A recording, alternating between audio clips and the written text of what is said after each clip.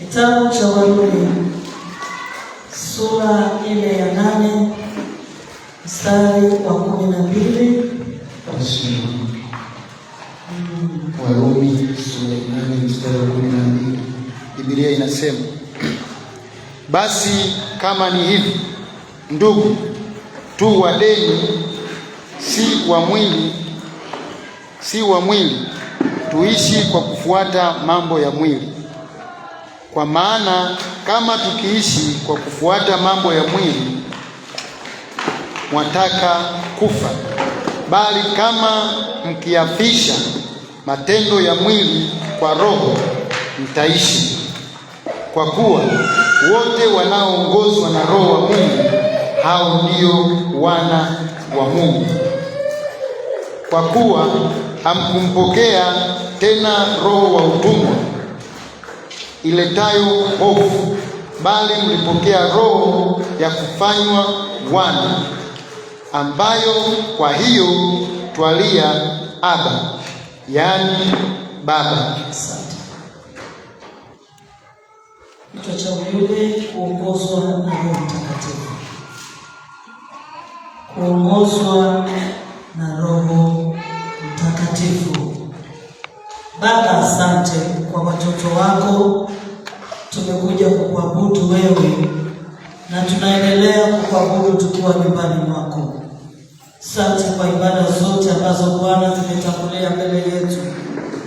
Tumekuwepo tukikusifu wewe, tumekuwepo tukikutolea dhabihu na shukrani zetu. Mungu wa uweza na matendo yako makuu katika maisha yetu. Asante kwa ajili ya yote yaliyofanyika na yanayoendelea kufanyika. Libariki neno lako, wabariki watu wako katika jina la Yesu. Amen. Kuongozwa na Roho Mtakatifu. Kitabu cha Warumi sura ile ya 8 mstari wa 12 hadi mstari ule wa 14. Bwana Yesu asifiwe. Bwana Yesu asifiwe kanisa. Amen. Hongereni sana kwa ibada nzuri yenye uwepo mzuri wa Roho Mtakatifu. Amen. Mungu awabariki sana.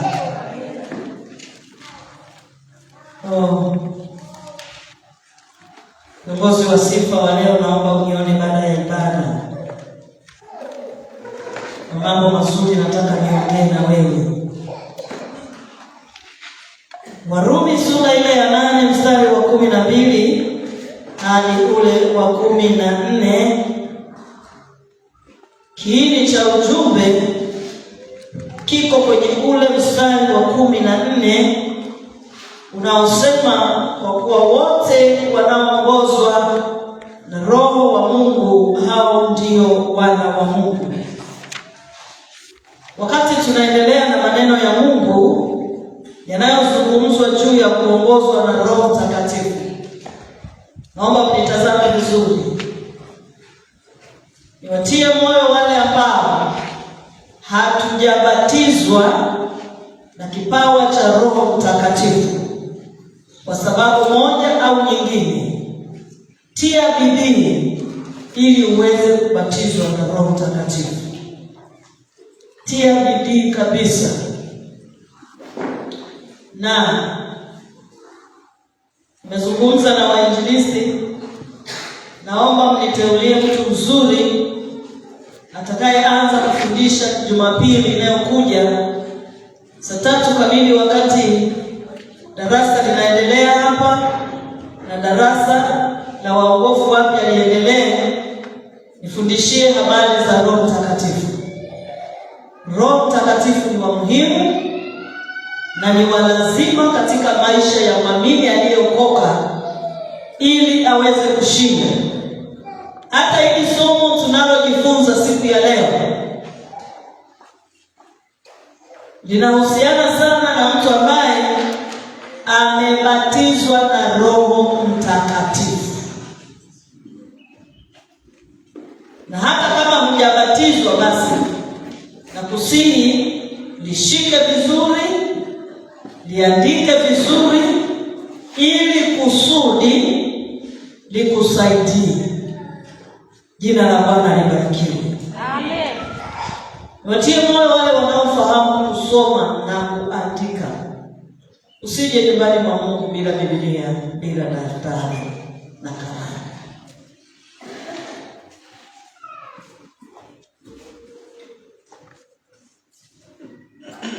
Labda awe mwongofu mpya na yeye tunamtia moyo, au ameokoka hivi karibuni, jana au leo.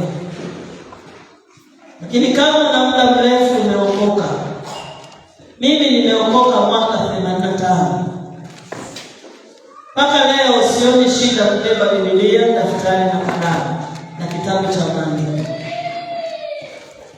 Nakuja nyumbani mwa Mungu kumwabudu Mungu.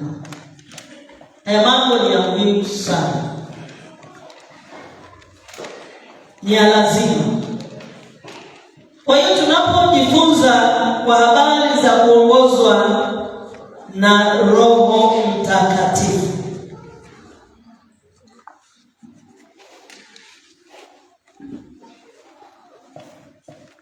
Roho Mtakatifu huishi ndani ya mtoto wa Mungu ili amuongoze katika maisha yake. Ninasoma hiki kipengele huku ninakumbushwa kitu nilichoambiwa kukifanya sasa hivi. Ngoja nikifanye ili somo langu liwe zuri. Jina la Bwana libarikiwe. Amen. Naomba Mama Saudia njoo hapa mbele.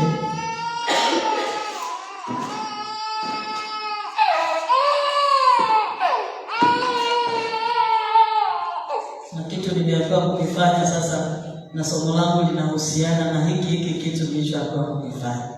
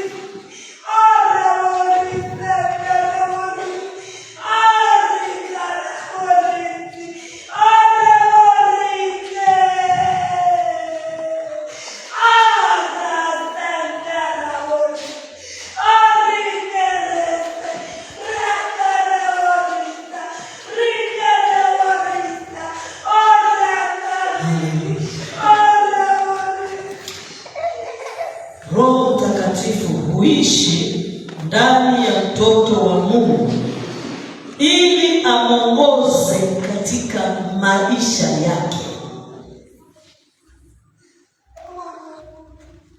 Hii ni kazi kubwa ya Roho Mtakatifu ndani ya maisha ya mwamini, ya mtoto wa Mungu, ili atuongoze.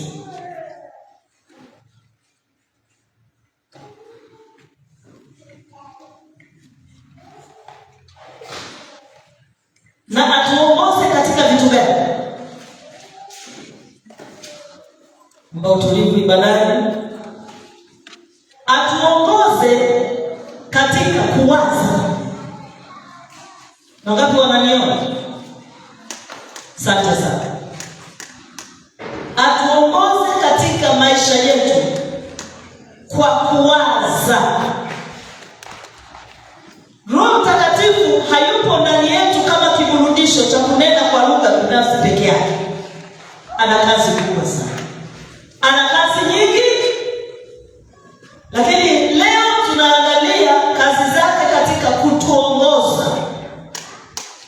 si wa mwili,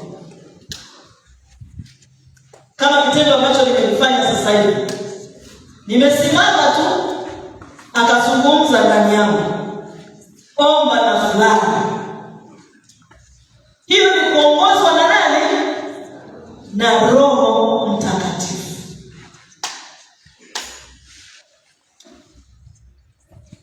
Roho Mtakatifu husema nasi kwa sauti ndogo ambayo wengi wetu huipuuza, lakini huwa tunapata hasara kubwa sana na ya majuto wakati mwingine. Mawazo yetu, Mungu atusaidie, yatawaliwe na Roho Mtakatifu. Nimesema Roho Mtakatifu anapoishi ndani yetu, amepewa kazi mbalimbali. Mojawapo ni kutupa neema katika mawazo yetu. Anasema nasi kwa sauti ndogo kupitia kuwaza kwetu, na ile sauti ukiitii,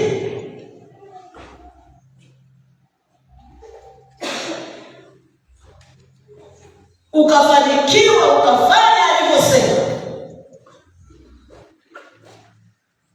unakuwa umepata bahati kubwa sana ya mafanikio katika lile alilosema na Mungu. Ila ukiipuuza, unaweza kupata hasara kubwa sana, na baadaye ukajutia kwamba ni heri ningemtii Roho Mtakatifu. Kuongozwa na Roho Mtakatifu. Ukiwa na bahati ya kumjua na kumwelewa Roho Mtakatifu na ukamtumia, ukawa unamtii, utafanikiwa sana. Utafanikiwa kiroho na utafanikiwa kimwili. Amen. Kwa sababu yupo kutuongoza kiroho na yupo kutuongoza kimwili kupitia mawazo yetu. Amen. Na hii sasa natufundisha nini? Lazima mawazo yetu kila wakati yatawaliwe na Roho Mtakatifu. Amen. Ili uweze kumwelewa huyu ni Roho Mtakatifu au ni mawazo yangu. Na hii kwa ujumla sasa inatufundisha nini? Kama sisi ni watu ambao tunatamani kuongozwa na Roho Mtakatifu katika maisha yetu, ni wazi tunatakiwa pia kujaa maisha ya Roho Mtakatifu. Kijaa Roho Mtakatifu, utaongozwa na Roho Mtakatifu. Narudia tena, ukijaa Roho Mtakatifu utaongozwa na Roho Mtakatifu. Amen. Wapendwa, najua Mungu anakusudi na hili somo kutukumbusha siku ya leo. Amen. Tuweze kuwa na nafasi kubwa ya kuwezeshwa kwa habari ya kumtii Roho Mtakatifu. Wangapi wananielewa? Haleluya. Imependeza Mungu kutukumbusha, sio kwamba hatuelewi. Anatukumbusha, hata kama ni mimi nakumbusha. Ina maana katika kuongozwa, tukisema katika kuanza kwetu, lazima kuwe na utii. Usipotii huwezi kufanikiwa.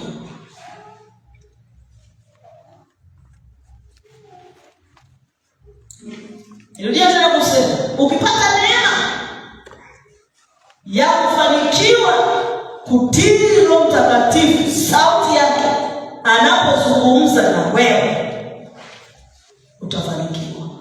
Amen. Kihuduma utafanikiwa, kiroho utafanikiwa, kimwili utafanikiwa. Amen. Maana kote Roho Mtakatifu lazima atasema na wewe. Amen. Jina la Bwana libarikiwe. Amen. Ndio maana tunatakiwa kila jambo kabla hujalifanya muombe Mungu nipate kibali, nisikie sauti ya Roho Mtakatifu ndani yako. Wakati na tafakari sasa hivi, Bwana mwanza Mama Rebeka. Huyu mama amekuja mesani hivi karibuni. Naweza nikasema bado mwongofu mpya kabisa mchana. Nahitaji mafundisho, nahitaji kuongozwa, na nahitaji kujaa Roho Mtakatifu. Lakini alipata neema ya Mungu kuanza kuzungumza naye. Unajua wakati mwingine Mungu anaangalia moyo wa mwanadamu. Alipata neema, tunaita neema. Ukisikia neema ndio hizo. Ya Mungu kuanza kuzungumza naye, hajajaza Roho Mtakatifu. Hajawa mshirika wa muda mrefu kanisani. Kuna vitu Mungu akasema naye. Na nikamtia moyo kwamba ukibatizwa na Roho Mtakatifu wewe ni mtumishi wa Mungu. Kikubwa utie bidii kwenye maisha ya wokovu. Wewe na wale wengine tuliookoka hivi karibuni, tutie bidii katika maisha ya wokovu. Wokovu unataka bidii. Amen. Unataka kung'ang'ana. Amen. Unataka nguvu ya ziada na maamuzi ya ziada yenye nguvu. Ndio utafanikiwa. Wokovu unataka bidii. Sasa alipata neema huyu mama ya Roho Mtakatifu, Roho wa Mungu. Kwa sababu mtu anapookoka, Roho wa Kristo anaingia ndani yake. Kwa hiyo aliyezungumza naye ni Roho wa Kristo, tayari yuko ndani yake. Sasa na sisi nimesema Roho Mtakatifu husema nasi mambo mengi. Shida iko kwenye kumtii mchungaji Stella. Kumtii. Wakati mwingine kumwelewa. Na hata hapa asubuhi wakati tunapojifunza hili somo, kuna watu Roho Mtakatifu amezungumza vitu na ninyi. Hapa wiki hii Roho Mtakatifu lazima amezungumza na sisi, kwa sababu andiko linasema tunaoongozwa na Roho wa Mungu hao ndio wana wa Mungu. Ina maana hapa wiki hii lazima Roho Mtakatifu amesema na sisi mambo mengi. Wangapi wananielewa? Ngoja nianze na mchungaji wangu mzuri. Mchungaji Stella. Wewe Roho Mtakatifu ingia akisema na wewe nini? Maiki kwa wapi maiki? Hapo na asante. Na wewe wako wengine watatumia kama na mimi juu ya baba ya kuombea ndio yote ya wokovu. Amen. Asante sana. Na nikita kwa sana. Mungu akubariki. Unaona? Alisema naye halafu akajikita. Na Roho Mtakatifu husema hivi, kama mimi ninapoongea anakuja anakunong'oneza, hebu njoo hapa.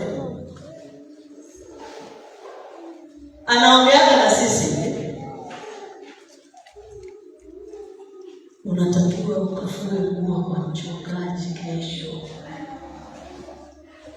Nasikia?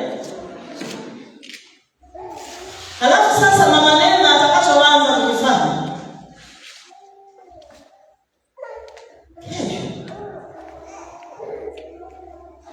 kesho nilikuwa na ratiba. Yaani huwa kinakuja kitu kama mawazo. Na nielewa? Amen. Wakati hiyo kitu ambayo kuisikia. Huyo ndio Roho Mtakatifu sasa. Na ndipo anapofanya kazi ndani yetu. Shida ya sisi sasa wa Kristo. Akishasema hivi, sasa amemwambia, wewe ukafue nguo kesho kwa mchungaji Stella.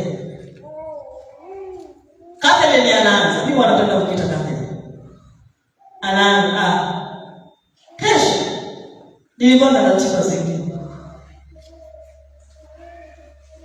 Kesho nilikuwa nataka niende shambani.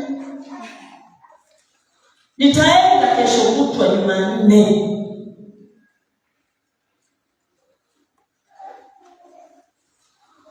Roho Mtakatifu anamsihi, ungeenda tu kesho.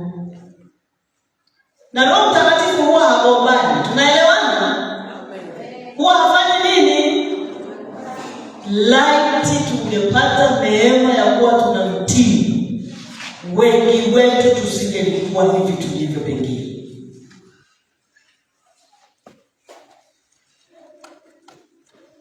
Kumbe yeye alitazamia kesho ukifanya akubariki. Ukienda Jumanne utaenda kwa akili yako na hutaipokea ile baraka Roho Mtakatifu alikuwa amekukusudia. Na ukienda Jumanne utafika anakwambia tumeshafua zote, sasa sijui tukupe kazi gani. Umewahi kuiona hiyo? Si ndio Sawa Wewe mama Neema, Roho Mtakatifu ikianza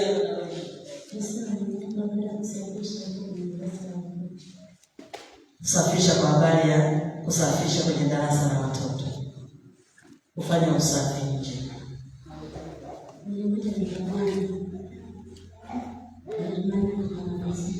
Naona alifanya Jumatatu na Jumanne akafanya nini? Akamalizia. Ukikuta kuna uchafu nje ya darasa la watoto, manyasi yameoteana, ni machafu, kuna mtu hajamtii Roho Mtakatifu. Kwenye mazingira ya nyumba ya Mungu, kwenye maisha yetu sisi, tukiishi kwa kumtii Roho Mtakatifu, hakuna kitakachopungua. Na ukichelewa kufanya, tuliambiwa na mfundishaji na kwa Jumatano alikuwa ni mangapi? Maiko akatwambia Roho Mtakatifu anakupiga chini. Mimi niliwahi kupigwa chini. Mimi nakumbuka nilikuwa Kigoma. Mmelala au bado mnanisikiliza? Nakusikiliza. Kama unanisikiliza kupunga mkono na unaini. Au Roho Mtakatifu amewaacha hoi maana anawagusa moja kwa moja. Nikiwa Kigoma safari moja, tukiwa tunachunga kanisa moja la wilaya Kigoma.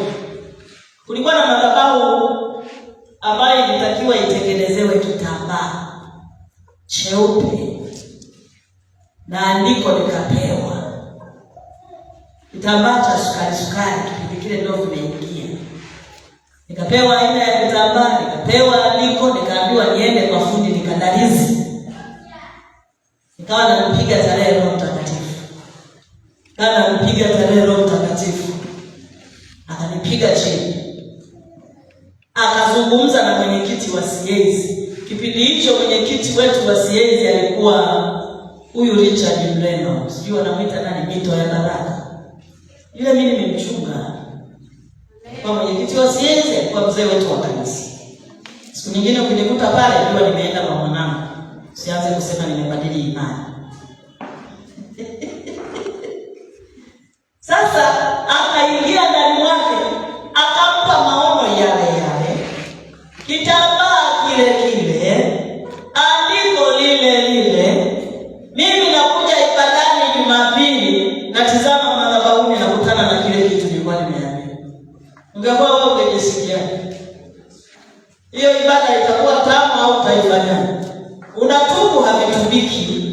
Unafanya yani huwa tunajikanyaga. Wakati wa Mungu kukutana na hiyo vitu. Yaani Roho Mtakatifu anasema kitu na wewe hamnyoshi tu mikono mko hapa. Alafu usipokifanya unakuta mwingine anakufanya. Kile. Hapa tulipofungua kanisa, kuna mchungaji alikuwa ameambiwa aje kufungua. Hapa. Na jina aite hivyo TAG Bethel Deliverance Temple. Eneo hapa. Akachelewa. Akakuta Pastor Erika kesha kutinga. Eneo pale. Jina nimebarikiwa. Nasikia akaja kunitembelea akaniambia hivi, unaonaje ukiniachia hapa uende eneo jingine? Nikamwambia ni kitu kisichowezekana.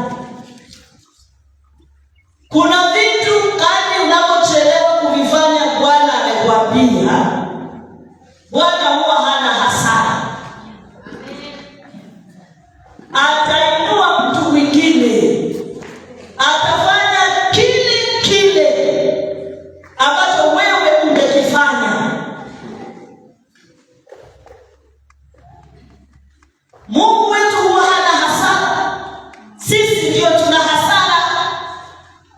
Tunapoteza baraka ambazo tungezipata kama tukimtii. Basi akaenda akafungua kwingine. Akaniambia naomba tutumie jina moja, maana nilikuwa nimepewa lile. Nikamwambia haiwezekani. Watasomaje majina mawili? TAG sio kitu rahisi. Tafuta tu jina jingine. Unaona mtu anapotapata pasipo mtimu.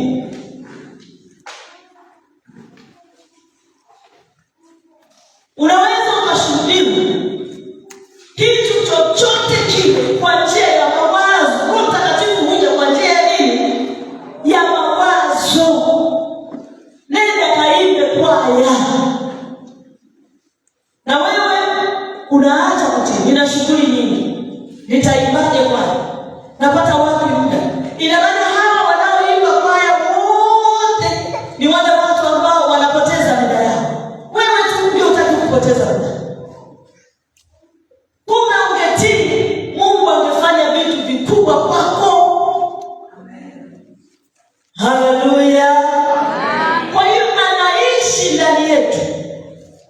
Usipende kusema hivi. Watu wengi wanasema hivi, nilisikia kile kitu kinaongea, nikajua ni mawazo yangu. Si ndio? Mbona mmenyamaza? Amen. Amen. Nikajua ni mawazo yangu. Kumbe alikuwa Roho Mtakatifu aisema. Ina maana unaishi bila kumjua na kuijua sauti yake.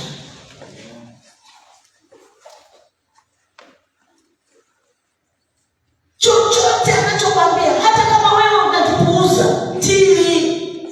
Amen. Ana makusudi yake. Nimetangulia kuambia Mungu hana hasara. Mimi nimeshaona, yaani nimeshuhudia mwenyewe. Kama nilivyokuambia kitambaa, nikakikuta cha yaani nakanyaga tu mlangoni, macho yakakutana na kile kitambaa. Nikaenda kushika sukari. Andiko lile kimedaliziwa vile.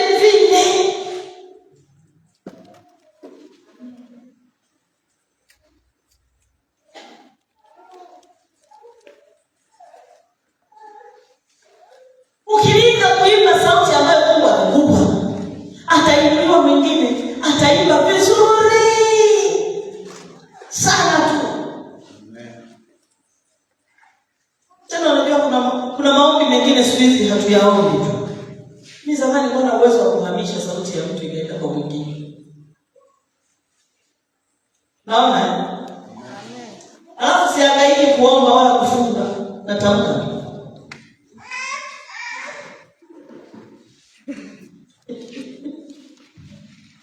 Mungu saliumba mbingu na nchi kwa kusema na hiyo nini? Na hiyo hivi. Ukiwa mwana wa Mungu, ndio maana tunaambiwa jihadhari kutamka vitu visivyofaa kwa watu. Unaweza kumtamkia mtu, unakuta kesho kapiuka. Sio hapo ashuhudia mimi nikiwa mchanga wa huruma niwewe kutamka vitu vigumu kwa mtu na vikatokea. Ukala uwa. Sikurudia. Nilikuwa mchanga wa huruma. Kwa hiyo wakati mwingine ukilinga kuimba, wakati Mungu amekupa sauti ya kuimbia, unashuhudiwa, nenda kaimbe wimbo, nenda kaimbe kwaya, nenda kaimbe praise.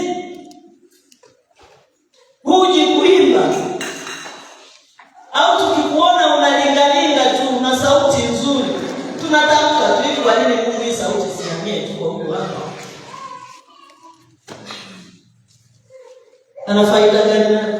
Unaimba sauti mixa ya kuzaliwa na watu wana mixa za kuzaliwa. Kama Lucy, baki imba sauti zote nne zinatoka wakati mmoja. Sasa kwa kiongozi wa sifa mbinguni. Sasa Roho Mtakatifu anakuongoza, imba. Jitoe kwa ajili ya uimbaji.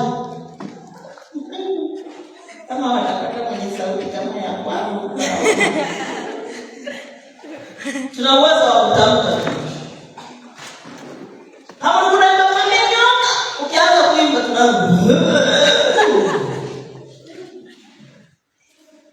tunakusikilizia hakaji. Wewe una huduma gani? Mhubiri. Mshahubiri wangapi? Wengi. Mungu atawaokoa kwa wakati. Nyingine? Wengi. Kwaya, praise, nyimbo binafsi au binafsi. Utaanza nini?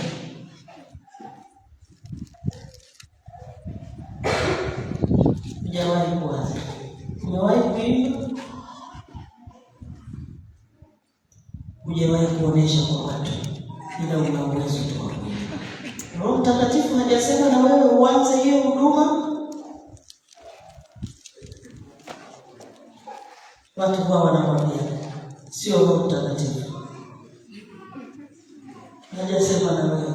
Watu ndio wao wanakwambia. Watu wanakwambia ni watumishi wa Mungu au sio watumishi wa Mungu? Ni watumishi. Ukiambiwa jambo kaombe kuthibitisha. Usifanye kwa akili zako. Kaombe kufanya nini? Kuthibitisha. Lakini wewe una huduma ya kuimba. Alafu wale ambao umekubali kwamba ni kweli. Sawa kabisa. Wale ambao mnaokaa bila huduma yoyote huko kanisani. Nakuja, mnapasha kiti, narudi majumbani. Roho Mtakatifu hasemaji. Si lazima uimbe. Ngaje waimbaji tunawataka. Yaani yeye hata siku moja haoneshi umoja wa kufanya jambo lolote hapa kanisani. Anasubiri Jumapili aje aabudu, arudi nyumbani mwake, hata watu hasalimii. Roho Mtakatifu hasemaje?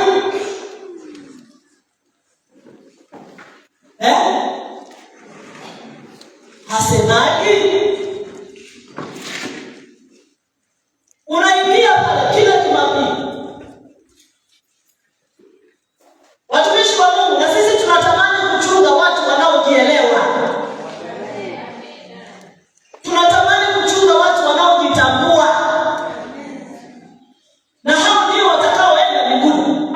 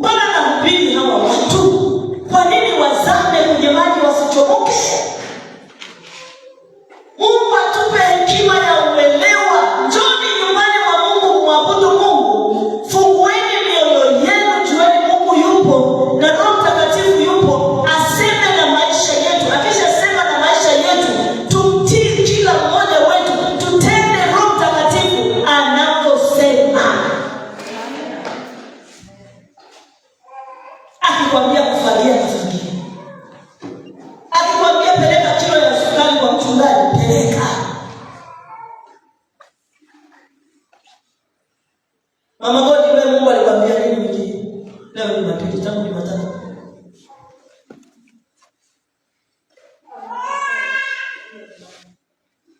Mwombeni.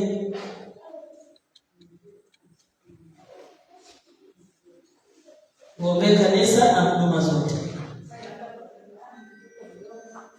Ukaanza kusema una mtoto mdogo, peleke maiki.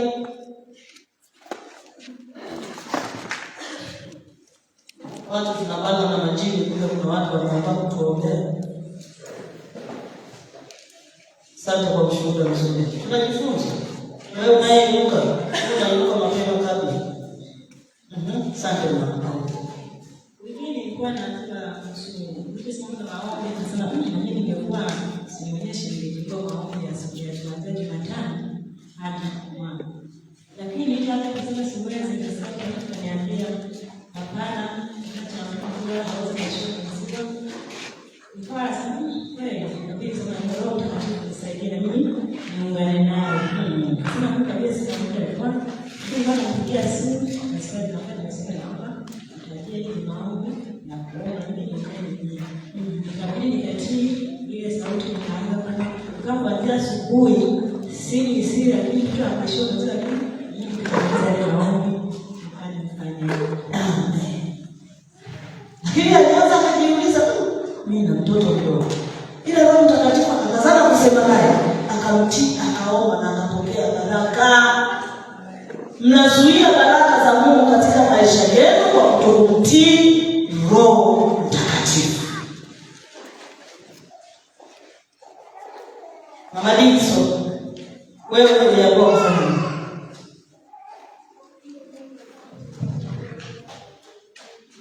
Njoo.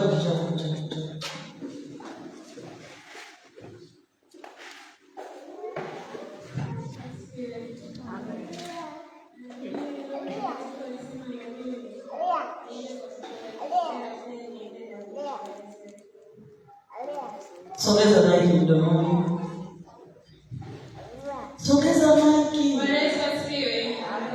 Tunajifunza tu watu wa Mungu. Sawa.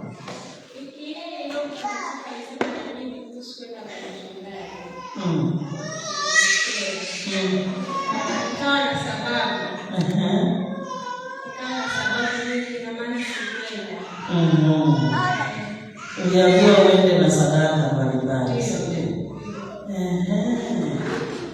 Moja wapo. Roho Mtakatifu alisema niende pale. Niende na kilo za sukari kadhaa na mboga. Kesho utimize. Mungu atakubariki. Jamani, inatukosesha hata kunywa chai hizi. Na mboga, asifiwe mboga gani? Jamani, na roho mwingine aseme na mwingine tena mimi nipate mboga. Na wewe upate. Si ndio Unaona, yaani tunazungumza vitu ambavyo tusipovifanya. Ina maana huyu mama ameelewa. Si ndio? Kwanza amekuwa mwazi na mkweli amesema. Ukienda nyumbani wewe mama, tubu. Mwambie Mungu naomba tena sio nyumbani. Hata sasa hivi tunapofundisha hili somo, unatubu moyoni kwamba Mungu natubu kabisa. Nitatekeleza na ninajua nikitekeleza naomba ile baraka umekusudia unibariki.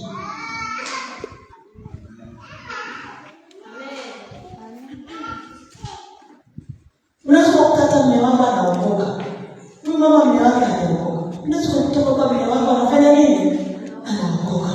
Na wale ambao hatuna wachumba, unaweza kukuta unapata mchumba mzuri aliyeokoka. Wa nyumbani mwa Bwana. Wanasema wapendwa walioolewa. Wewe ambaye hujaolewa umenina. Nafikiri hapa tumekuigiza. Tunatamka vya kweli. Tumtii Roho Mtakatifu. Maana uliambiwa kufanya nini? Njoo. Shika maiki hiyo.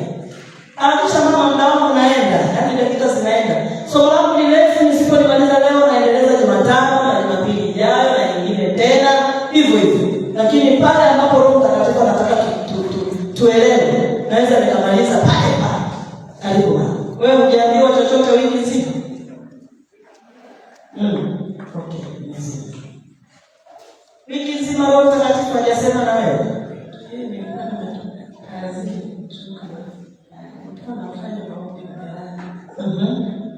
Nikaona tabia yake ameikenda.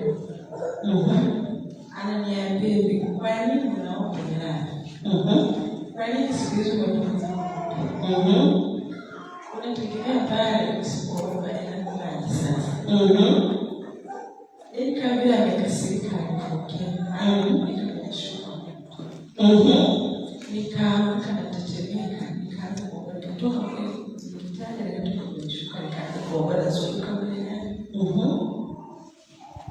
Tena hapo aliniambia niende kwa mchungaji. Ukaambiwa uende kwa mchungaji tena. Juma ngapi? Weka maiki mdomoni. Ile wiki iliyopita. Ukaenda. Sijaenda. Hujaenda. Uliambiwa kufanya nini au utembee? Kuna kitu uliambiwa upeleke. Naomba ukipeleke wiki ijayo.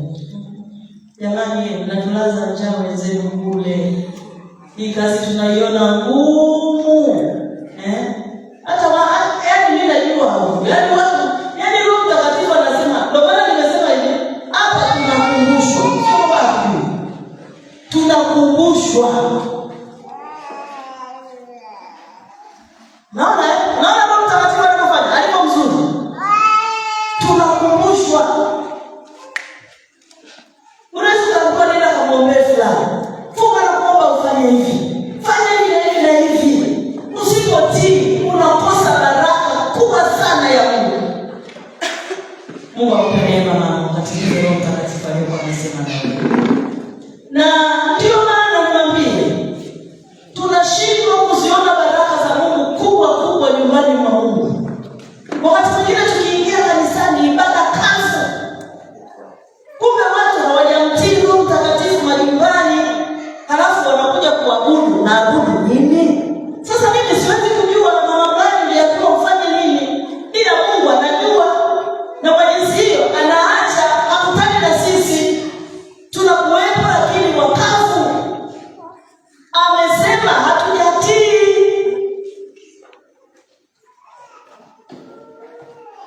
Kumbe tungetii, yupo mtu angetiwa moyo. Kuna wengine hapa tuliambiwa tunaenda kumtembelea fulani.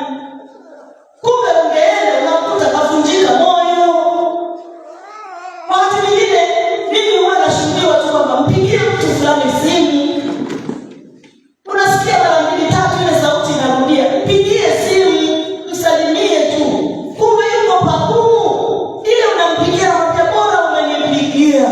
Asante nimeisikia sauti yako. Mimi nimekula sadaka nyingi sana kwa mtu kumpigia simu sema, yaani umenipigia mpaka najisikia amani. Ngoja nikutumie na vocha. Kumbe mwenzie nimemtii Roho.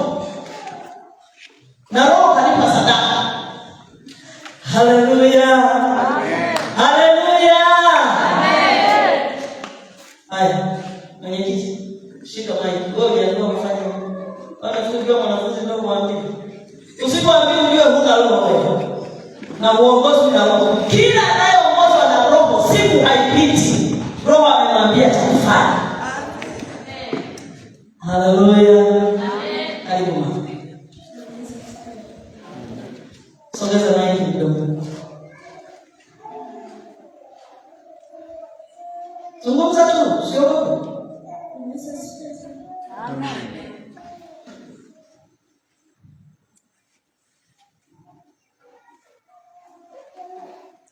Zungumza tujenge. Zungumza kanisa la Bwana tujenge.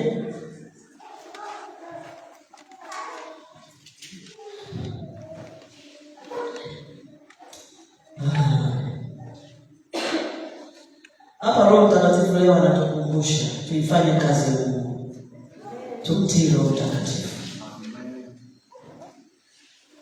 Asante mama, naomba maiki yangu. Sala. Leo mnanisaidia kuhubiri, Jonia. Na vitu kabisa Mungu atazungumza. Kama hajasema hujaokoka na hujajazwa Roho. Lakini kama hujajazwa alisema, ulifanya au kufanya.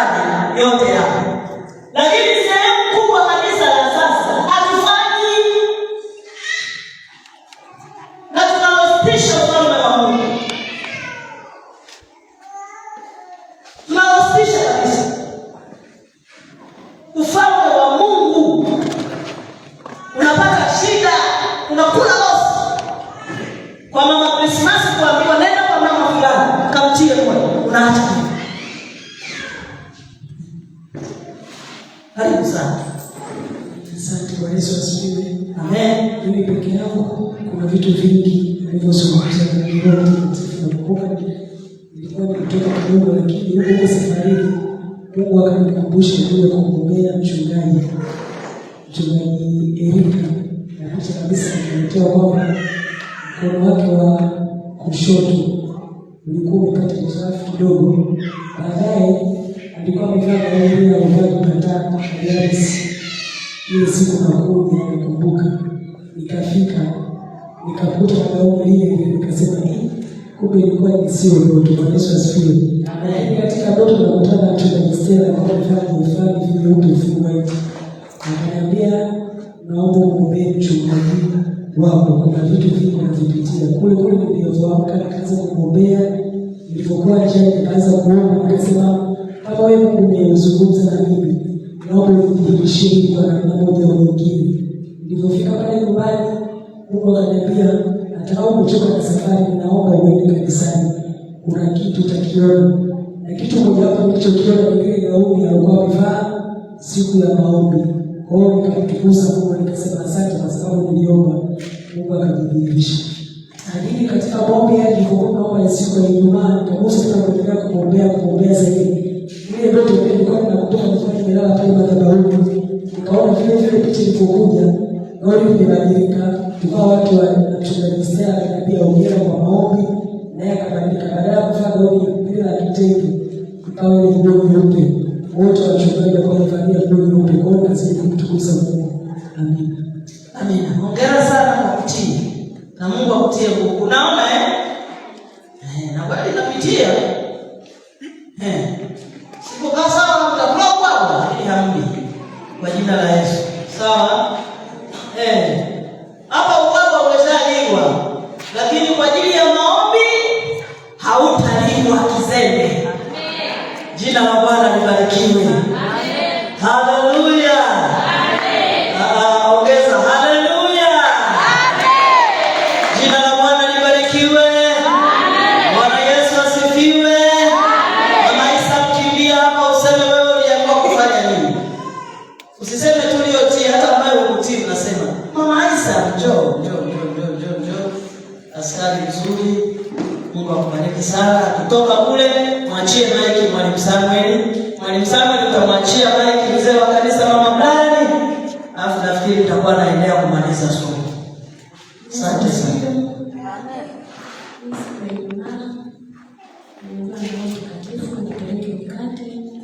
Nyumbani kwa mtumishi wa Mungu. Na nimeula leo asubuhi. Amen. Ila wiki nzima. Wiki nzima nilikuwa hilo. Yapo mengi. Mungu akubariki mama. Asante sana. Nimeula leo asubuhi. Mungu akubariki kwa kutii. Asante sana. Mwalimu Samuel karibu. Bwana Yesu asifiwe.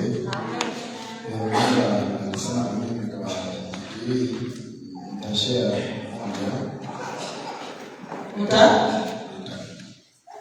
nitashare nitashirikisha mwenyewe.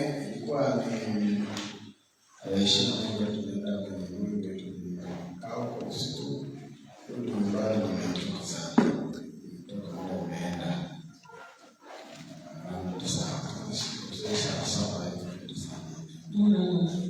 ongeze na sauti. Kwa hiyo nikawa nimelala nikapumzika kidogo, baada ya kupumzika nikaamka kuchelewa. Sasa Roho Mtakatifu ananiambia kuna kitabu fulani nilifungua kutoka before siku kama mbili nilikuwa ninakisoma soma tu aya kadhaa. Sasa nikachukua kwanza kufikia kutoka sana siendelee kupumzika. Basi baadaye nikapata ufunuo nikachukua ile kiswahili nikasoma afa kupata connection na ile mfano nilikuwa nimeandika. Kwa hiyo nimepewa mstari pale nimelala sasa. Yaani maana tunasema kuna nimelala. Nimelala nasoma na leo kama imani sana. Kila utatoka ukikaa utakaa vizuri zaidi. Yaani ukikaa nikaacha kulala nikakaa hapo nitakuwa kushika. Lakini katoka nimetoka sana. Ili ni simama nikae hata nikaanza kulia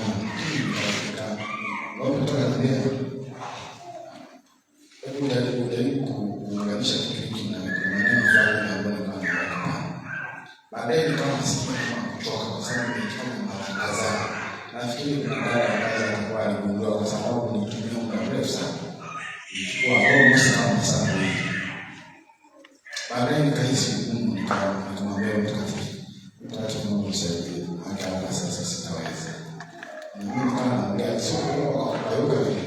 Naambia tu mtakatifu nisaidie, hapa nikitoka sitaweza. Yaani nilipoongea tu nikaona mstari naenda kujibu kwa muda mrefu sana, kwa sababu kuanzia saa 4 nafikiri nikaanza saa 8. Kuanzia saa 4, saa 5, saa 6, saa 7, saa 8 kasoro. Hapo sasa nimechana. Niko na shughulika na kitu.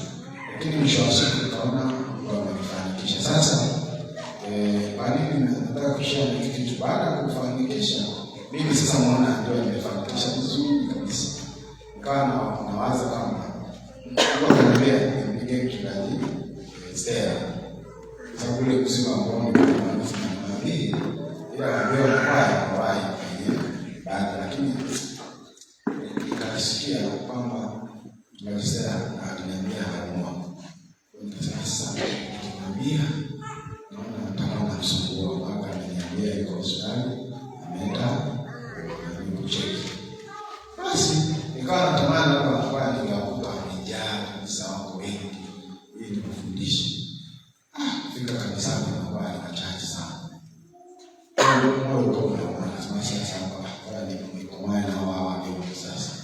Lakini product yake haikuwa nzuri kwa sababu alikuwa machache.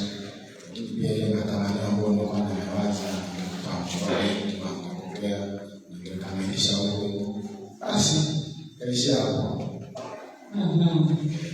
Kwa hiyo umeshare na sisi kwamba Roho Mtakatifu ulimtii.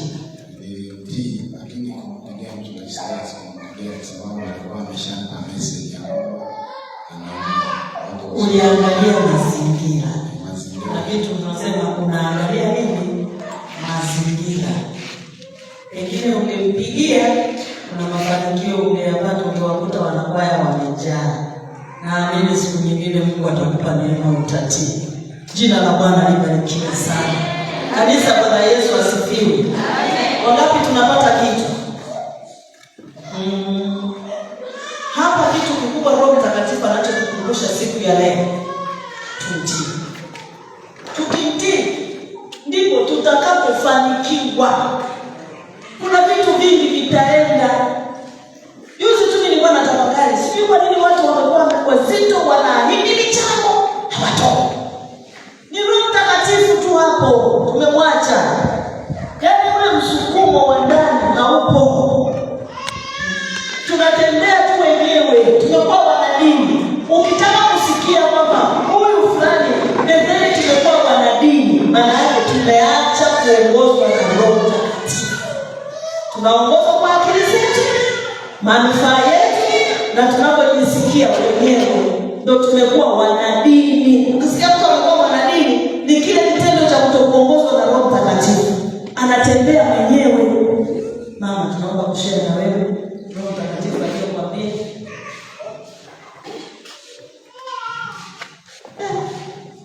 Niangalia hilo jicho zuri. Haleluya. Amen. Ngoja naanza kufundisha sema ukimtii Roho Mtakatifu utafanikiwa. Amen. Kiroho na kimwili. Kama ilivyo kwa upande wa kimwili.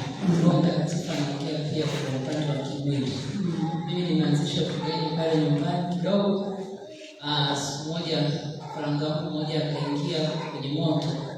Akawa anateseka miguu. Nimeamka asubuhi, kijana wangu mdogo akaniambia mama anataka na wenzake. Nikasema ngoja nimtenge pembeni alafu niende shambani. Nikamtenga pembeni, nikaenda shambani. Nikiwa shambani na Roho Mtakatifu akawa anaongea ndani yangu. Nenda kumrudisha kwa wenzake. Amrudishe kwa wenzake. Nikasema nikimaliza mambo yangu nitamrudisha. Nimekuja kurudi nyumbani ile kifaranga ameliwa na paka. Paka aliingia ndani akawa amemla. Na maana ningemtii Roho Mtakatifu ile paka asingemdai kifaranga. Kwa hiyo Roho Mtakatifu anahusika pia kwenye mambo, si kwa ajili pia huduma ya kanisani labda kufanya hivi kwa hivi na hivi. Hata nyumbani Roho Mtakatifu anaongea na sisi sana. Hata juzi nilikuwa na mchungaji tunaongea habari ya ujenzi wa karo, ananiambia nisimamie akiwa na mtumishi sana. Nikamwambia mambo yangu yamebanana. Kuna mteja wangu mmoja alikuwa amenipa kazi kubwa sana kufanya. Akaangalia nikishinda kanisani haitaenda. Lakini mtumishi Stella nakumbuka neno la Roho anaongea kwamba alisema mpe na Mungu nafasi. Niliporudi nyumbani ile sauti iliimba sana. Nasema basi ngoja nisimwambie chochote, kama nimwambia nisubiri. Nikasema ngoja nisimwambie chochote, nikamkia shughuli ya kushughulikia kununua vifaa vya maji, kufanya wiring, siku ikaisha. Kisha tena nikajikuta tena nimeingia kusimamia uchimbaji wa karo, siku ya pili ikaisha. Lakini zile siku zote zimeisha, yule mama hakunitafuta kudai kila alichokuwa ameweka oda pale. Nilipomaliza kesho yake nikatengeneza ile oda kubwa aliyokuwa ameweka kwangu. Kanipigia Rosi, na kuja kuchukua asubuhi na mwingine akachukua jioni yake. Kwa hiyo inawezekana nisingemtii Roho Mtakatifu kufanya kazi yake, hata hiyo oda ningepoteza. Kwa hiyo anasema pia kupitia watumishi wa Mungu na watu wengine, ndio kitu nilichomwambia leo kijana pale juu ya kuimba. Jina la Bwana libarikiwe. Amina. Mama Christmas. Wazee wetu wa kanisa wote mtamalizia. Amen. Tunafundishana. Yaani hapa tunafundishana. Naona sio lazima mimi nifundishe. Shuhuda pia tunafundisha. Tutajuaje sasa? Amen.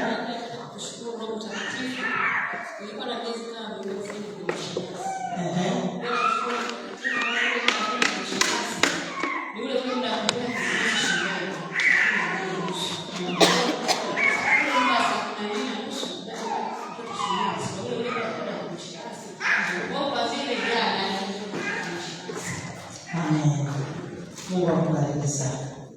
Tunafundishana. Yesu asifiwe. Amina. Tunajisema tukisamehe kutoa siri ya nyumbani mwako. Mama Dikson anasema kwamba ndio ndio katika peleke sukari nyumbani. Mimi nilikuwa mwenyekiti wa kamati ya chakula ya Mwenge. Mwenge nilikuwa niko busy hata nyumbani na siku mbili sijarudi. Sasa nilikuja nijua kama natoa hela ya Erasto ya harusi. Tunajisema ameishiwa sukari na hela. Wewe kabidi achukue hela ya Erasto aenda kununua nini? Sukari. Sasa ananiambia Erasto nitoa ile nilitoa hela kama akasema hata sio yote. Nyingine sikuja nilishiwa sukari nikanunua. Nikamwambia basi nitafanyaje? Nitarudishia. Kwa hiyo kweli Roho Mtakatifu anasema kitu. Unaweza kusema yule kazi unakuishiwa, yaani usije ukasema haya mawazo ya kutaka sukari kwa damu yangu au kutoka yanatoka wapi? Hatakuwa nani? Hakuwa nani? Kwa maana ninaomba msamaha nisikaje siri ya nyumbani kwake kwa kupema unahitaji. Amen. Mimi nikiwa mwenyekiti wa kamati ya chakula ya Mwenge, mwenyekiti wa kamati, yaani maana yake mimi ndio nilikuwa naongoza wenzangu wote, mimi sio kwa idara. Bwana Yesu asifiwe. Wameacha wale viongozi ile kazi ikapewa mimi. Nakumbuka nilimwambia mke wangu kuniambia nitakuombea. Sasa wakati tumeanza kugawana zile kazi, kumbuka niko na watu wengine hawajaokoka. Roho Mtakatifu ananiambia pamoja na kuwa wewe ni mwenyekiti, lakini kitengo kinachoshughulika na habari ya nyama na nini usimwachie mtu. Usimwachie mtu. Tabidi ufanye majukumu ya mwenyekiti, lakini ufanye majukumu hiyo. Kwa hiyo nikamtii Roho Mtakatifu. Nikafanya majukumu yangu yote. Kwa hiyo tulienda na ndani nikaenda kutafuta Mungu, huko napigia simu naambia watu wengine watekeleze majukumu yao. Lakini ninachoshukuru Mungu kwamba baada ya kuwa nimetii nikafanya, yaani Mungu anaonekana kwenye ile kazi. Watu walikula chakula mpaka kikabaki. Hata jana tunamaliza mwenge, supu zimebaki, watu wamekula mpaka vimebaki. Maana yake kwa nini watu wanaambia nifanye mwenyewe? Aliniambia hivi, ukimwachia mtu mwingine, watu wengine sio waaminifu. Mtu anaweza akafanya hivyo, akachukua kama ni nyama akapeleka nyumbani kwake, mwisho wa siku ukaja kwa mtaalamu zikarudi kwa kama alivyosema Mwaulai. Roho Mtakatifu anapoitwa kiongozi, mchungaji anahubiri vizuri kwamba anatuongoza maisha. Maana yake kwenye kufanya mapenzi ya Mungu na kwenye kufanya mambo yako ya maisha yako. Plus yale ambayo unapewa kuyafanya. Unahitaji kubali afanyeje akuongoze. Wewe na mimi nimesema kwenye kitu tumeshakuwa bosi. Natuma tu fulani nenda fulani nenda. Ambayo yametokea yakinikuta mimi. Kwa hiyo ninamshukuru Mungu kwamba jambo limefanikiwa na limeenda vizuri, lakini kwa kubali kuongozwa na Roho Mtakatifu. Jamani, tupigie makofi mengi Roho Mtakatifu. Tupigie makofi mengi sana kwa Roho Mtakatifu kwa uaminifu wake kwetu. Jina la Bwana libarikiwe. Mwenyekiti Tafe zilishindwa kuongea. Njoo ongee. Njoo ongee. Na mimi na kitu kitatujenga pia. Hapo kusudi tumtii Roho Mtakatifu. Amen.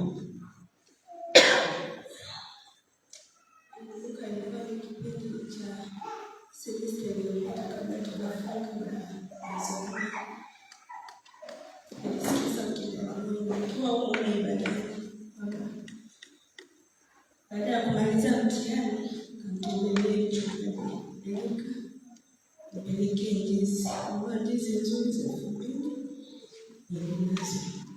Nakumbuka hiyo siku baada ya kumaliza ibada, nikaomba namba yake, nilimwomba yeye mwenyewe, nikaisave kwa simu. Lakini sikuwahi kumpigia mpaka nimeenda likizo. Na nimerudi mpaka nimeenda likizo. Na wakati nikiwa likizo, bado ile sauti iliendelea kunikumbusha.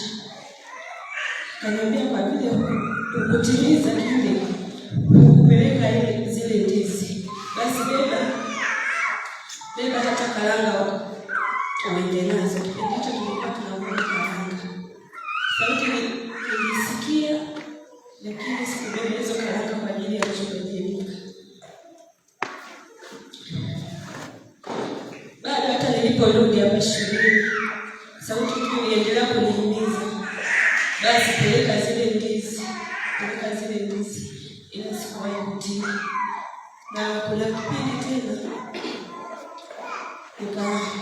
hiyo sauti ya ndizi iliponyamaza, nikaambiwa niende nichague Jumamosi moja nitumie kwa ajili ya kushinda kwa mchungaji Erika kumsaidia kazi. Sikuwahi kutii. Na hata Jumamosi iliyopita, hiyo sauti ilikuwa ikiniambia, nikamwambia mwenzangu mimi pale ninakaa, nikamwambia Jumamosi hii twende tukamtembelee mchungaji Erika na mchungaji Stella. Tupange tutaanzia wapi, tukapanga kama tutaanza kwa mchungaji Stella, tuende kwa mchungaji Erika. Lakini tulikuwa busy kila mtu na mambo yake, maana tulisema twende saa 10.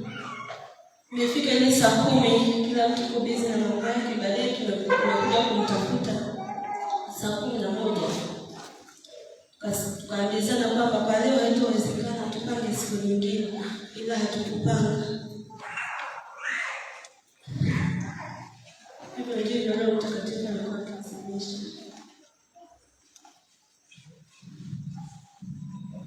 Bila magogo.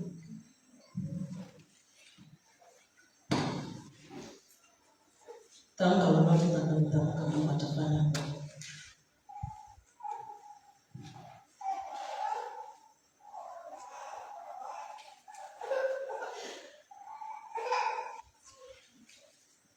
Haleluya. Amen. Hapo mwenzenu ningekuwa nimekula ndizi, nimekula karanga jamani, nimetembelewa mwenzenu wana wapendani. Kuna siku nilikuwa namwambia mtu kwamba yani mimi wanachukua bwana wapenda, bwana natamani waje nyumbani kwangu hata walale tu. Nafikiri hata mwanzoni mwa ibada nimesema wakati wa maaga nasema jamani hata kwangu unaweza mkaja tu mkakaa. Yaani nilikuwa napenda. Wasichana wakija nyumbani kwangu napenda. Na mimi nilikuwa binti mtajengwa sana. Roho Mtakatifu alikwambia nenda kwa mchungaji sio kutembea. Ukitoka pale utatoka umeshiba kimwili na kiroho. Amen. Utapata mafundisho, utajengwa, utaimarishwa. Ukijikuta msichana hapendi kwa mchungaji. Niko na wachungaji msichana na wasichana mchungaji niwahi kuambia.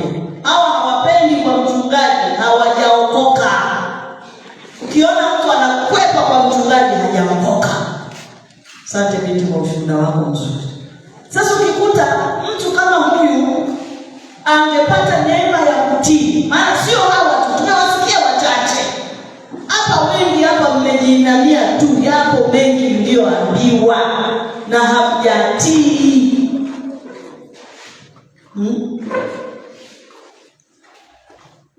Yaani kati yetu hapawezi pakawa na shida, wala kwenye ufalme wa Mungu hapawezi kuwa na shida, wala maisha yetu sisi binafsi tu hatuwezi kuwa na shida. Maana ukimtii Mungu lazima atafanya kitu kwako anachokusudia.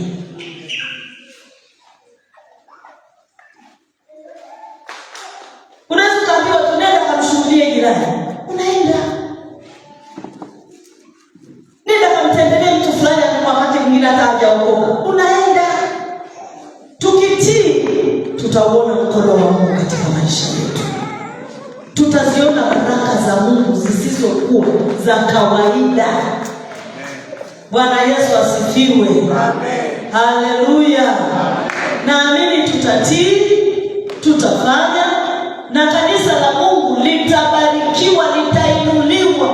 Uwepo wa Mungu utakuwa sio wa kawaida, maana tunatembea kwa kumtii Mungu mwenye kazi. Amen. Mali tuko pamoja. Wewe hakuna ulichoambiwa? Kipo. Uliambiwa kufanya nini?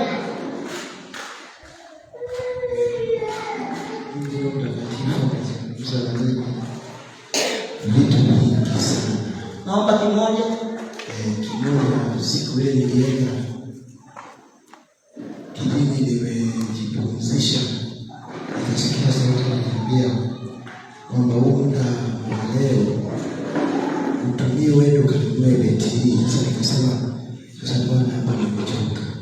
Alikuwepo kijana Mtakatifu akaniambia ongea naye atakubali. Kwa hiyo nikaongea naye akakubali. Nilipoenda kule nikakuta betri ila niliyoenda nayo ni 10,013. Alafu betri nikakuta 15,000. Alafu kabla sijaenda Roho Mtakatifu aliniambia nenda na hela ya ziada. Nikasema hela ya ziada ya nini?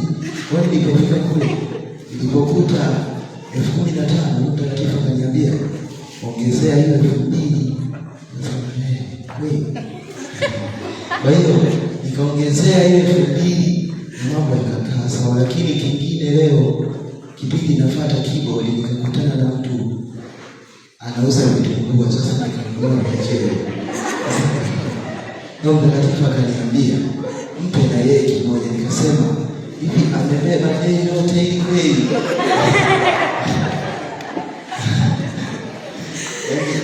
Yaani yeye ni muuzaji alafu mimi ni mpishi. Kwa hiyo nikampa. Kwa hiyo kwa kweli Roho Mtakatifu yeye uliponaje kuchukua kumpa.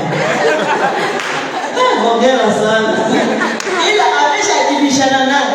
Kama huyu ndio muuzaji, alafu tena nimpe. Naam. Akampa hivyo hivyo, lakini neema ya Mungu iko juu yake, atabarikiwa. Kwa sababu amefanya, asingefanya. Unaweza kukuta pengine hata yale matungua yeye wala yasingefikisha popote. Yaani tunajikosesha baraka watu wa Mungu. Kanisa la Bwana, Bwana Yesu asifiwe.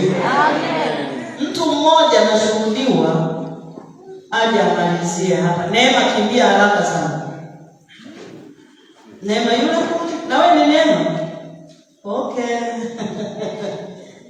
Uje umalizie. Yaani Roho Mtakatifu Bwana, unajua tunapobishana naye tunabishana na Mungu. Hatubishani na wanadamu. Tunabishana na Mungu. Sema kimoja tu kati ya vile ulivyoambiwa.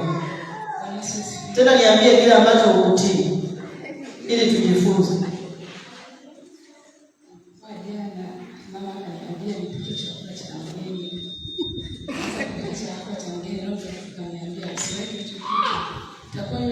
Usiweke hicho kitu. Kitu gani? Dawa au viungo? Kwa mtu ambaye anakuja hiyo vitu havitumii, nikaambiwa kusema hapana, ile tunaweka kidogo.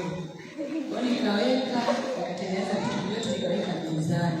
Nikaondoka nikaja huko mezani. Sasa mimi nikakuta mgeni ameshafika. Alipofika kumbe mambo yameshaharibika tayari. Kwa hiyo nikasikutii. Akaanza kulalamika yule mgeni kwamba kwa nini umefanya hivi? Niliporudi nyumbani nikakuta mama akaniambia, "Mbona umefanya hivi?" Nikakumbuka nasema si ilikuwa ni akili yangu, niliwaza hivi, lakini sikutii. Naona alimsababisha mgeni akapata shida kula kile chakula. Kwa sababu Roho Mtakatifu alimwambia usiweke hicho kiungo unachotaka kuweka. Usifikiri Roho Mtakatifu eti yupo tu kwa ajili ya kuhubiri. Yupo kila kona, yaani kila kona. Kama unaweza unaenda kuoga bafuni anakuambia usiende kwanza kuoga bafuni. Fanya hiki na hiki. Unaona Unaweza kama umekaa mezani, mimi safari moja nimekaa mezani, nataka kuanza kula. Roho Mtakatifu ananiambia, "Leo usile." Nakwambia, "Alafu nyama ya kuku iko mezani." Leo usile. Nimetengewa mezani nyama ya kuku. Mara nyingi tunatanguliza, jamani hivi kweli? Unaweza kuanza na maombi kabisa, hivi Roho Mtakatifu ni wewe katika jina la Yesu unasema. Lakini anasema kwa sauti ya upole. Wala hana hababizi kwamba halazimishi. Kana mjaka kwa sauti kadogo. Ukikazembea tu imekula kwako. Baraka za Mungu unazikosa, wakati mwingine uwepo wa Mungu unakosa. Tunakosa mambo. Hawezi Roho Mtakatifu akamwambia ufanye jambo alafu ukatii isiwe na manufaa. Lazima linakuwa na manufaa. Hapa naambiwa mkono wa kushoto mchungaji una shida. Uko na shida kweli? Na bado unakemea. Kama unabaki kusema lakini mimi naamini Mungu, nasema na watu. Sema tu na watu waniombee. Sasa inawezekana kwa kiwango gani wanatii? Kwa hiyo unaweza kama unatembea kwa maombi ya watu waliotii. Unaweza kama unafanikiwa kwa maombi ya watu waliotii. Katibu amesema usimuone na pikipiki na vitabu ni mfanya kazi. Anaishiwa. Peleka hata kama umeambiwa robo kilo. Peleka. Amen. Tunapeana wakati mgumu. Tukitii maisha yetu yatainuliwa. Amen. Kama tunataka kumuona Mungu katika maisha yetu, nimalizie kwa kusema tumtii Roho Mtakatifu. Amen. Tutii sauti. Amen. Tukubali maisha yetu yaongozwe na Roho Mtakatifu. Wewe kama ni mfanyakazi, mfano Jumamosi ikifika hujaenda kazini, muulize Roho Mtakatifu, leo nifanye nini? Mimi ratiba zangu huwa zinapangwa na Roho Mtakatifu kabla sijatoka. Fanya hiki. Ukikuta mwanamke mara afagie, mara awashe jiko saa 7 tuanze kupika uji, hajamsikiliza Roho Mtakatifu. Roho Mtakatifu hata shughuli za nyumbani anapanga kabisa. Ukijikurupukia tu bila kuomba, utawasha jiko la mkaa saa 7. Yaani shughuli haziendi. Kama unaweza kusema kwenye kwaya bize na shughuli nyingi. Shida sio bize shughuli nyingi, hujampa nafasi Roho Mtakatifu ayaongoze maisha yako na kutawala. Akikutawala atakupangia mpaka ratiba za kazi zako. Mnanielewa? Amen. Atakupangia mpaka ratiba za nini? Atakwambia kabisa usilangue nyanya, zitaoza ndani. Uza biashara, fanya hiki. Ngoja tu nijaribu mara moja leo, nilangue kwa mara moja tu. Unayoweka ndani yanaozeana. Aliwahi kuja kijana mmoja Kasulu, kipindi niko Kibondo. Amelangua matikiti, aliambiwa usinunue matikiti yataoza. Yeye ni msimu wa matikiti. Ngoja nianunue. Leo lizima aliamwaga. Lakini Mungu bado anakuwa na shida hapo. Ameshasema ni juu yako tu. Sawa Ni juu yako. Fanya kile Roho Mtakatifu anakuambia. Utauona mkono wa Bwana. Sasa mwanamtafesi wewe unaenda nyumbani ndizi zangu na karanga. Ndio na hamu ya karanga. Naomba tusimame. Hili somo ni refu. Na leo nimelianza. Lakini kitu kikubwa kanisa ninachosema na kanisa,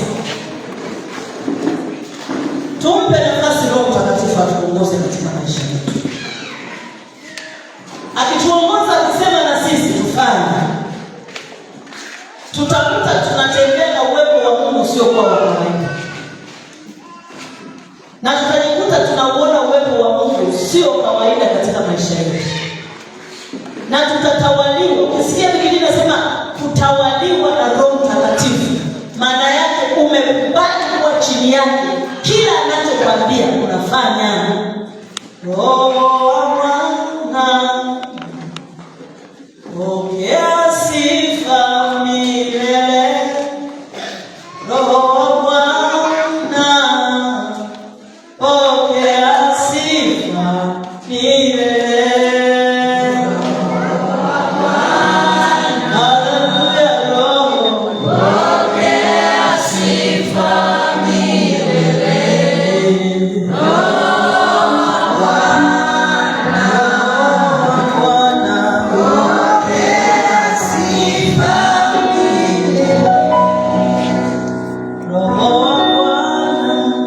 Roho mwema, pokea sifa.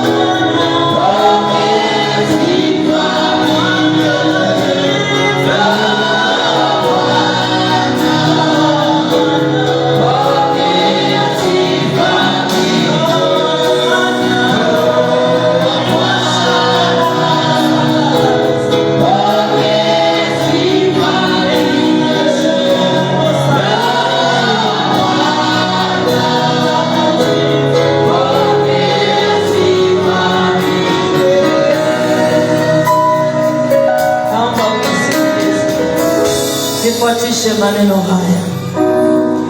Roho Mtakatifu, nifatishe maneno haya kwa nguvu sana. Na uona uwepo wa Mungu. Ninajua Mungu ameleta neno hili mchana wa leo. Roho Mtakatifu analipenda kanisa lake, na ukijiachilia utaiona neema ya Mungu juu yako. Sema, e Bwana Yesu, Roho Mtakatifu mwema, ninakuja mbele zako mchana wa leo. Neno lako nimelisikia, na mimi ni mtoto wako. Nisaidie tena, tusaidie tena, nisaidie kanisa lako, tupe kutembea na wewe. Asante Roho Mtakatifu. Naomba sema maneno haya kwa nguvu sana. Asante Roho Mtakatifu. Na mwana Roho Mtakatifu anataka kurejeza vitu ndani ya watu.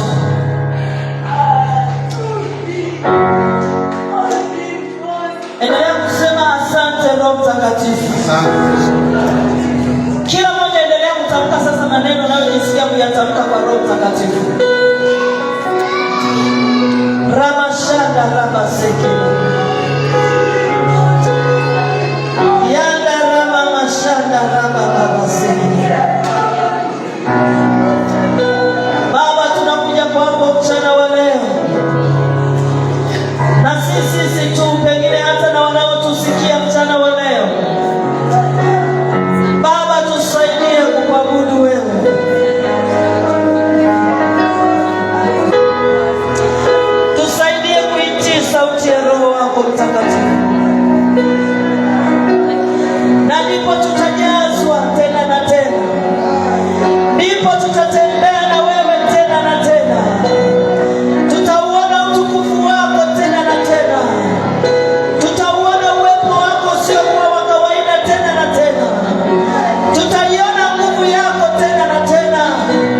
Tutapata mafunuo tena na tena. Tutaiona kazi yako ikisonga mbele tena na tena. Tutaona ulimwengu ukiokolewa tena na tena. Tutaona watu wako wakijazwa tena na tena. Kanisa lako likibarikiwa tena na tena. Kanisa nashuhudiwa, tuombe, tuombe. Tuombe, usikae kimya. Nashuhudiwa, tuombe ili Roho Mtakatifu awe katikati yetu. Asante Roho Mtakatifu, wasaidie wanakwaya, wasaidie waimbaji, wasaidie na WK, wasaidie sienzi, wasaidie wazee wa kanisa, wasaidie Bwana mashemasi, nisaidie kanisa lako. Bwana, tupe kutembea nawe, tupe kutembea nawe, tupe kutembea nawe. Roho wako Mtakatifu na atukuvie tena. Roho wako Mtakatifu na atukuvie tena. Roho wako Mtakatifu na atukuvie tena. Na jina lako libarikiwe, jina lako liinuliwe, jina lako litukuzwe. Baba, asante kwa wema wako, asante kwa uaminifu wako. Tusaidie mahali tulipokukosea, e Bwana, ukatutakase, e Bwana, ukatuoshe. Tusaidie tena Bwana, tupe neema ya kutembea nawe, tupe neema ya kuona nguvu yako, tupe neema ya kusema nawe. Asante kwa sauti ya Roho wako Mtakatifu katika maisha yetu. Na iseme na kila mmoja tena, na iseme na wana wako tena. Asante kwa kututakasa, asante kwa kutufanya wana wako. Tunalibariki na kulinua jina lako, ni katika jina la Yesu.